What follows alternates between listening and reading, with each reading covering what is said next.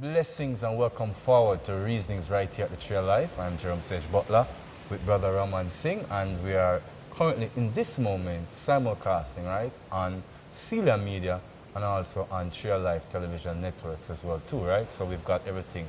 Welcome forward to Reasonings right here at the Tree of Life. Brother Ramon, blessings, good to be here, brother. True, one blessings, one. Give thanks. One bless brother Rallo, behind the camera. Brother Rally, respect, hopeful. Just want to meet your brother, but the spirit and the story of the life and the experience in Christ, amazing, brother. As you're going along your journey, you know, we'll give you strength along that. So, Brother Ramon, you say you have some things about life to reason upon. So, yeah, you brought up this vibe to me about black Israelites, right? Yeah, man. Boy, when you bring up a topic here, you know, I think that I was like, trouble. This is the thing I like about Tree of Life, you know, like, I mean, Seala Media. And Tree of Life, you know, boy, I try to just leave things in my realms, but I want to bring topics, right? We are about to talk about that on another video, that nothing is wrong with bringing up a topic and then reasoning around the topic. And it's based upon your knowledge, and we're not saying that we are an encyclopedia compendium, right? So, first of all, when you say black and Israelite, right? To some people, it's a little bit of a misnomer, because one would suggest like a true Israelite, you know, a true Jew is, as I say, the root of Jesse is black. So you would need to say black Israelite, right? So in a lot of sense, I go with that reasoning that really and truly the root of Jesse is black. And, you know, the blackest of the black, as a matter of fact, they would say blue-black. So an Israelite, to me, is black. However, you know what the modern culture of a nation state calls Israel is really about, right? But you know the Israeli is no Israelite, right? Sure. So there is something, sometimes when people mix that up, but we want to say that one is a political definition and one is a historical and traditional definition, right? So really no, the Israelite, right, yeah, to me was a black nation.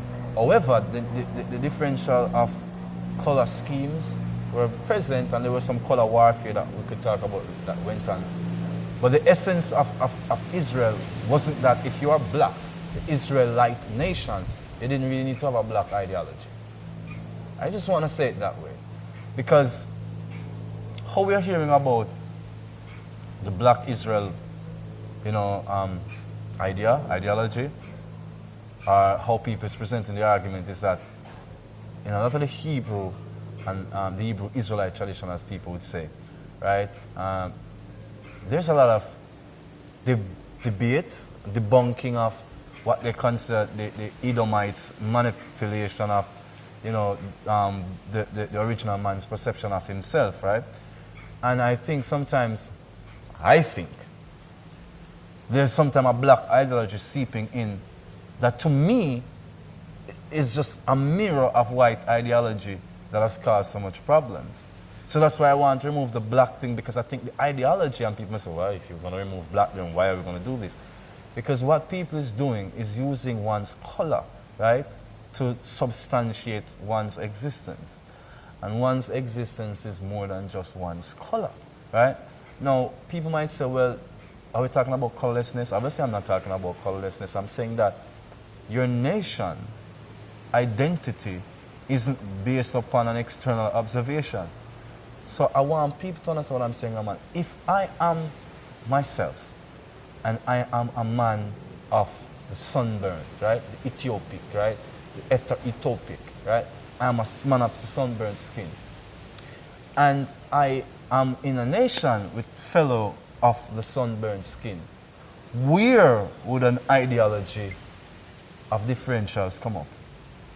When would I be talking about my tone of darkness versus your tone? When would I? So how do we use this externalized observation to start defining who we are? So what I'm saying is that I won't use that ideology, because my nation, if we are the ancient nation of Israel, I don't have to use a black ideology to define myself, because we are nations of like being. That must be in reference to a differential. That must be someone else's view of us. You understand, that we are using to view ourselves. Look at our ancient traditions. Look at the ancient Israelite tradition. We see a certain way in which the family structure, right? We see how it is that the father being the central figure and the mother being the holding together of the family. We see a true Hebrew tradition of preservation of the children, but the entire family. An idea and an actuality and family that includes the mother, father, and children. That each have their role, right? That the father is a strong pole that holds up the tent, which is the covering, which is the canopy, which is the woman, which is a strong glue that holds the family together. The son carries forward the traditions of his father, the name of his father, into progeny. The daughter takes the knowledge of the father and mother, that family home, and transfer it to another home, transplants it, so that the flow of energy, the flow of the spirit, of function, can be repeated in community, communal way of living. Communal way of living. These are the tenets of my culture. How did I begin to look at those things in the guise of a color-based ideology? So this is my view when it comes to black Israelite, or the people who promote this intensely black view of this Hebrew Israelite tradition. And sometimes the way in which the arguments are presented, people might say it could be offensive, but people can say anything is offensive. But how we take offense is how people come at you with information. So, as I'm saying, if you want to edify your nation, well, we learn it's by example. So, if your example is such an aggressive, boisterous, and pushy manner, then lots of people will not feel impressed by what you have to offer. The Christ was a stern, powerful character, assertive, but at the same time, he had the compassion and the love and the understanding. So when we put ideology into a way of life, what happens is that we begin to kind of force ourselves into some fundamental practices. So that is how I view a lot of these, new views on our spiritual self, because I think we understood that we were subjugated and we were scattered. And if we understood these things, the reclamation is that some people have a church-based reality of how they view their actual history. Now, we know Mutaburuka House in Jamaica and say, his problem with Jamaicans is that people try to teach history to the Bible. My contention is that the Bible is a good history book and in good reference to what we've been through. But if you look at it purely as a book that is supposed to be of a spiritual guide only, then you're going to miss some important points. And if you look at it as just being a book of history, you're going to miss some important points. So I don't think it's purely a book of spiritual facts and truth, and I don't just think it's a book of history. So I think that part of our identity as that nation is through the Bible. And how we are clear on it will help us. So anything you want to add now, Brother Ramon, on your side? Because I probably can lay out my view of the black Israel life. And True. Yeah, man. Cause my journey, me find out that King Solomon was a black man. Mm-hmm. That's King David. That's a strong tradition, yes? King James. King James. Yes. You see me? One of people that assume says a white king from England. True, remember, so the Jewish nations end up in Europe, That's a thing that in Jeremiah spoke of the flight of a part of the Jewish nation.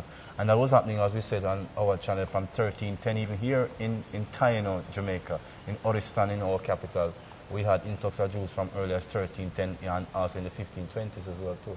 So the persecution of the monotheists were happening a long time ago. We'll continue, brother, sorry. True. Because they use the King James Bible. Yes. And now I realize the fullness King James was a black king, a black Hebrew Israelite king. And them not teach with that. That's definitely not in the European edict to show us of such a thing.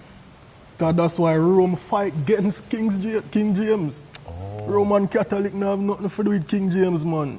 Oh, so that's where you could say somewhat of a Protestant tradition could have started not just through Martin Luther in Germany, but through some of the postulations of King James as well too. Because, you know, the Church of England is Anglican, and it's split from the Church of Rome a while back.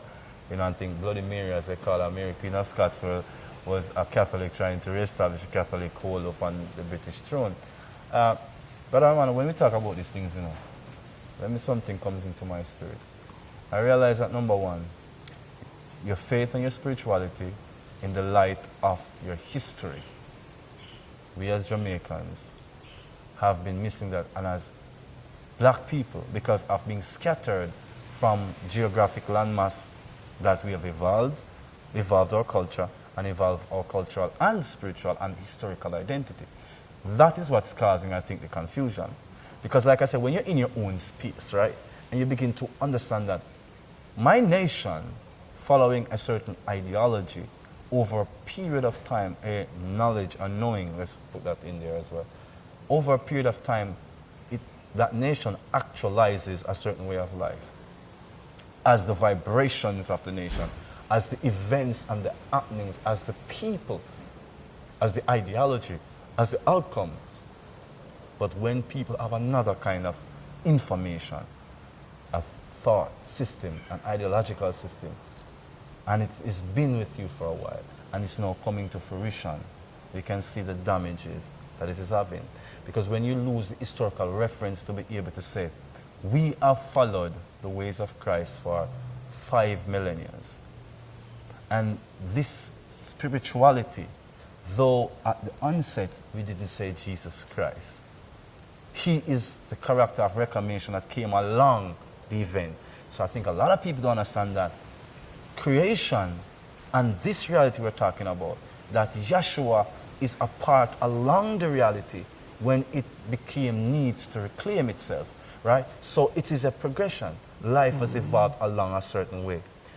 Nations, spirituality, belief systems that don't evolve that way, I am saying, is reaping an end result which is unbeneficial.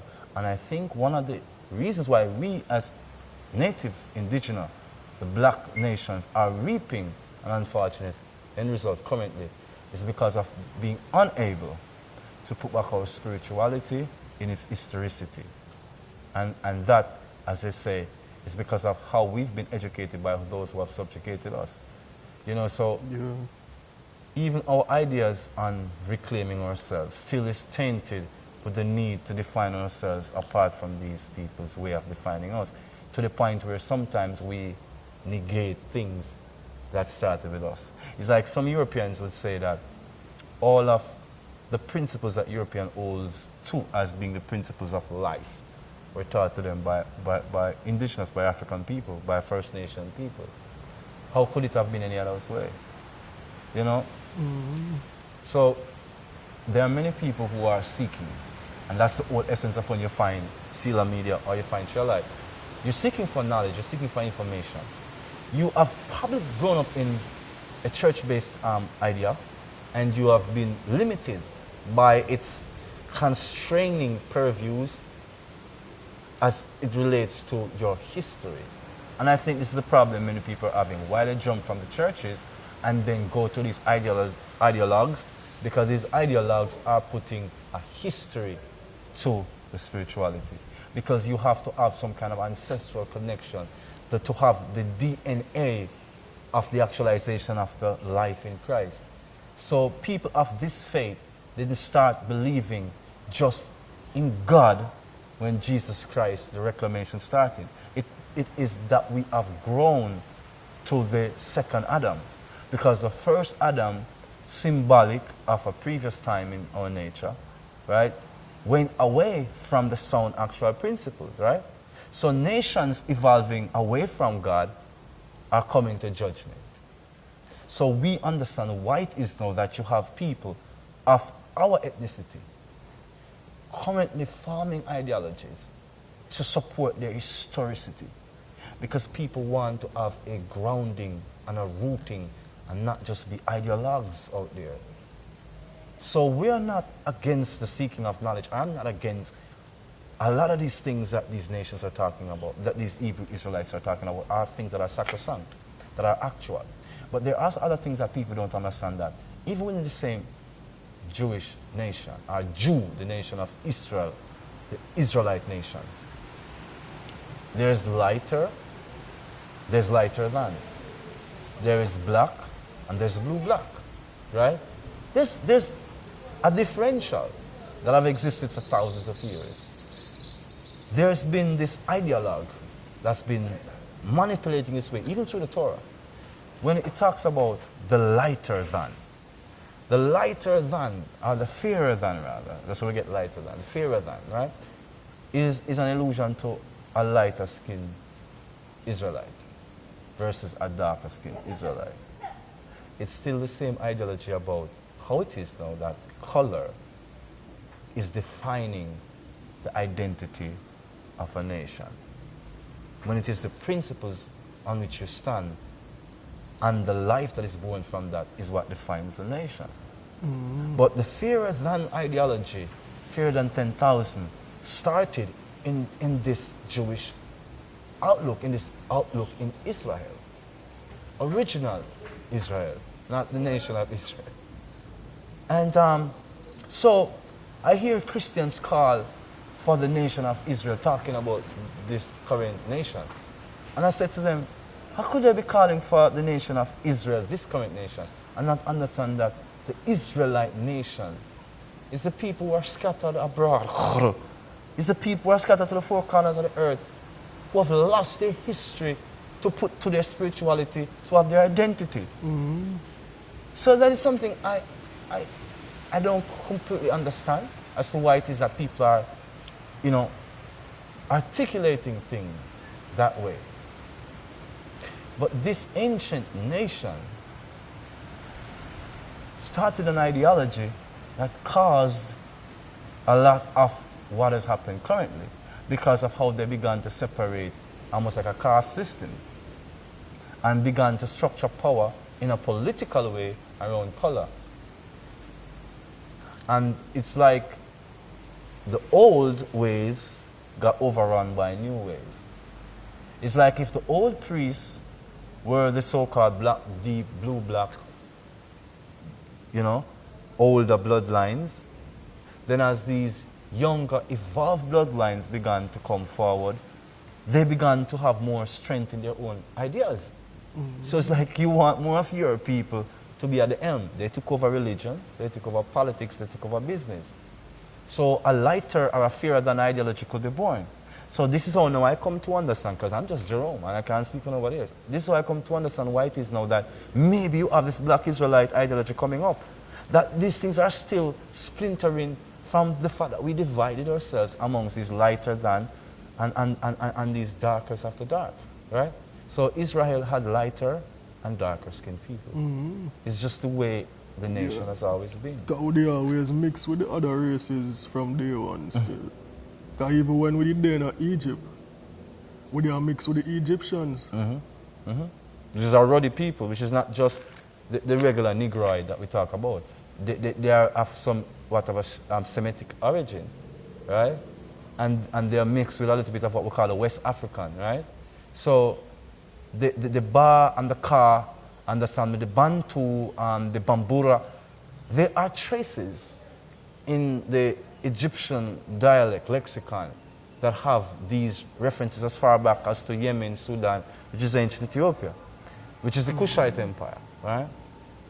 So we know where we came from. My issue is ideologies, Ramon, tend to kind of root us, ground us in a specific space in time.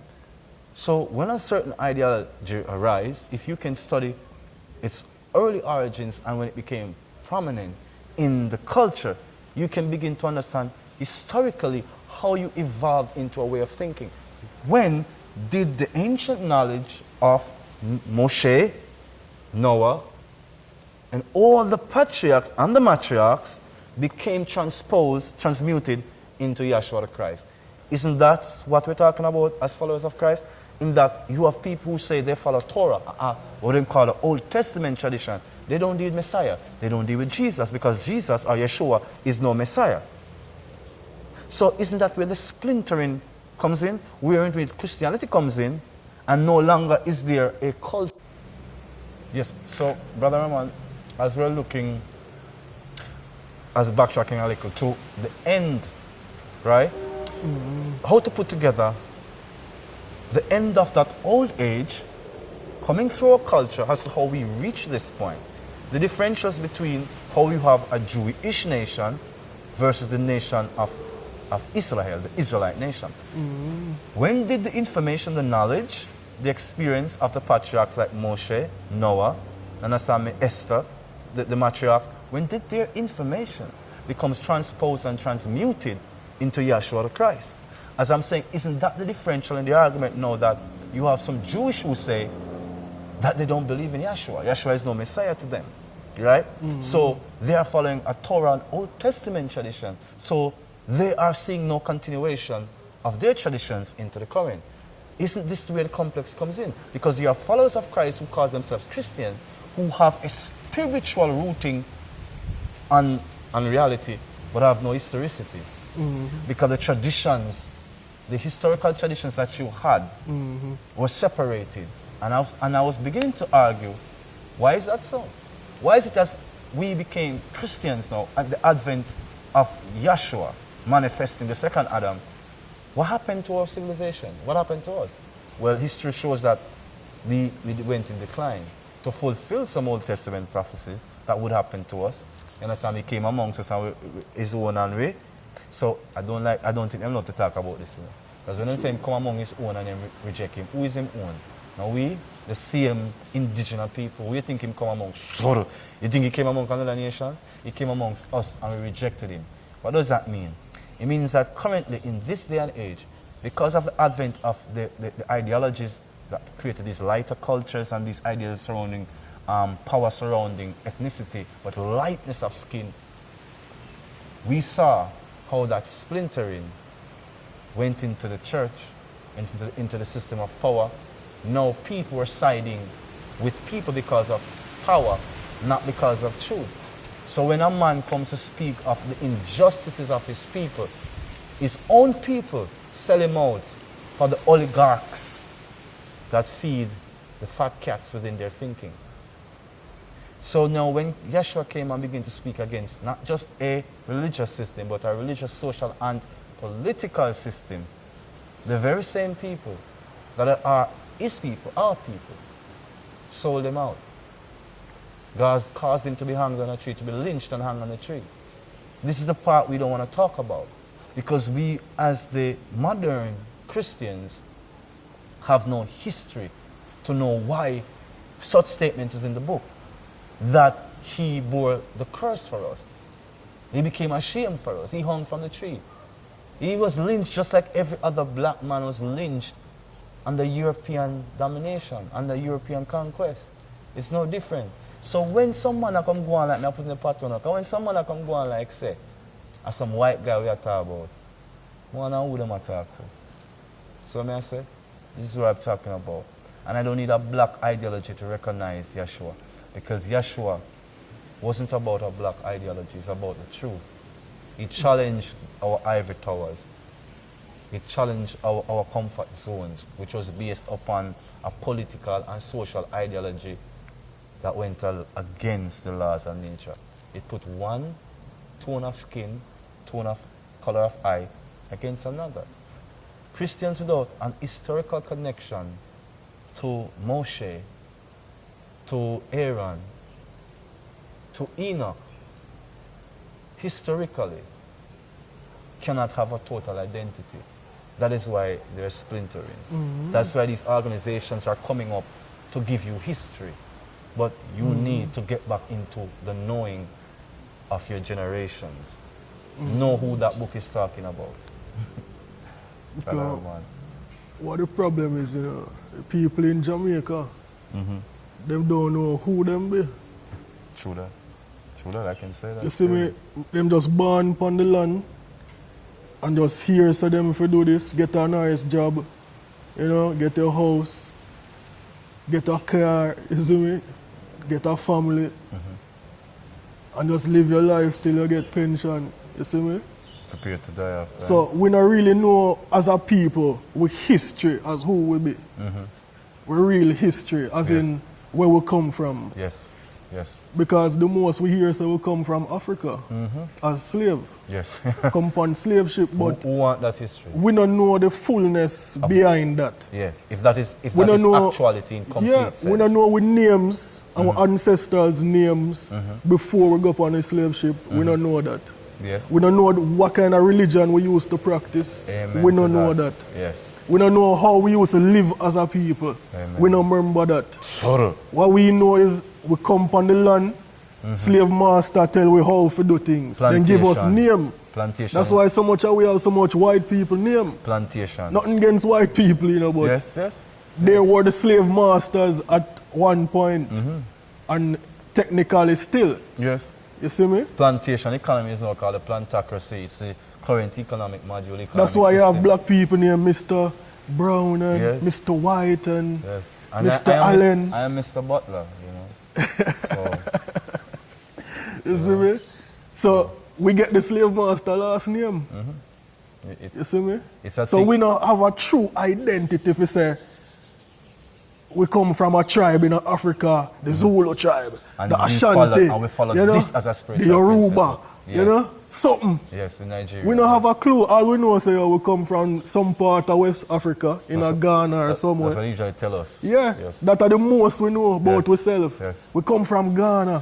Yes. But what the reality, where we come from before Ghana? Exactly. What the history before Ghana? Yes, why did we come to be called Ghana? Was Ghana a Greek terminology given to us by some Greek name, guy or something? Or is Ghana the tongue that we were originally in, those who are Ghanaian, right?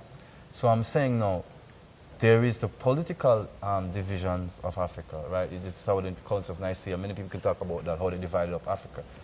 European people, people who are outsiders, deciding the destiny of an entire continent of people, and the people who bore the skin of the continent, which was black as a sunburned faces. Now when we look at ourselves, not just bearing the names of these people, but bearing the ideologies, and then use those ideologies to self-define, what we find is that when you say Christ or Yeshua or Jesus, this is where the Rastaman, it will always come up with our consciousness because that's our evolution. This is where the Rastaman would have a problem. Because when you keep using these European names and terminologies and then speak of Christ, they see Cesare Borgia, they see a Michelangelo depiction, they see a European concoction. What that does, and I've contended this for years, is that blocks your ancient knowing that we from 124 AD, right, were followers of Christ. That's the Ethiopic people, right? So the Ethiopian traditions of culture and identity, not just in terms of spiritual identity, is born in Christ, the Aksumite Empire. The grandeur of the Ethiopian civilization is rooted in that idea. A whole lot of things have not been truthfully spoken to us by people who have termed themselves lovers of Ethiopia, yet they have not told us many things about Ethiopia's traditions are really Christian traditions, Coptic Christian traditions. Though we must say they have been very much a traditional nation of multiplicity of nations up to 72. What brought the nations together was the core Aksumite Empire traditions, which is Christian. You know, Judeo-Christian in European terminology is dangerous, and I listen to the pundits and I listen to the people. Good thing I don't define myself by the word terminology, because that's what's going to get people in trouble. Because these words have the dialecticals, right? The pedantic, and, you know, they have these dimensions, you know, prefix and suffix, and the language is developed through culture, through ethnicity. True. So we're using this European language to articulate things that are beyond concepts of Ethiopians, beyond concepts of Europeans rather, right? Trying to express the Ethiopic mind through a European viewpoint. It must drive you a bit nuts at times. So what I would like to see more in our context is that we stop arguing that Christianity is a European concept. That's what sorrow. We need to stop that argumentative nature. What we need to address is what is not historically succinct with our spirituality. That's what we should toss out, Ramon. We should toss out the foreign gods. We should toss out the foreign influence from amongst what was already authentic. And see the truth as it is.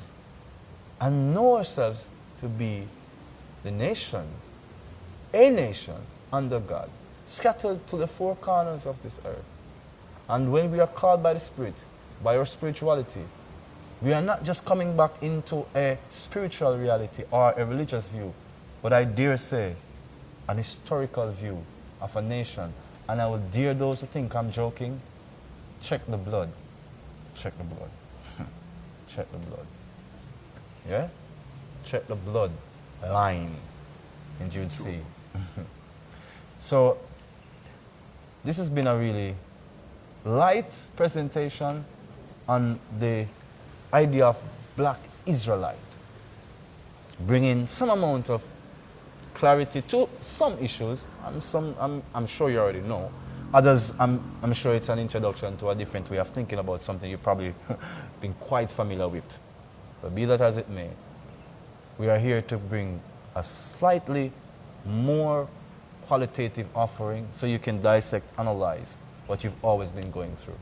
So I would suggest keep doing your research, right, Brother Ramon? Keep looking at yourself, who you truly are, and when your faith comes in, find the historicity in your faith to give you that grounding, mind, body, and spirit. True. So until next time, this has been Reasonings right here at the Tree of Life, Seala Media, YouTube, Tree of Life Television Network. Like, share, subscribe. Continue the reasoning forward amongst yourself. Come to see and know who you truly are, who we truly are in God, under God, a nation under God. Give thanks for the blessings that you are. Remember that you're an awesome blessing to yourself, to your family, to your community, to those who come in contact with you. Until next time, on Seala Life Television Network and Seala Media. Blessings. This has been Jerome Butler and Brother Ramon Singh. Blessings.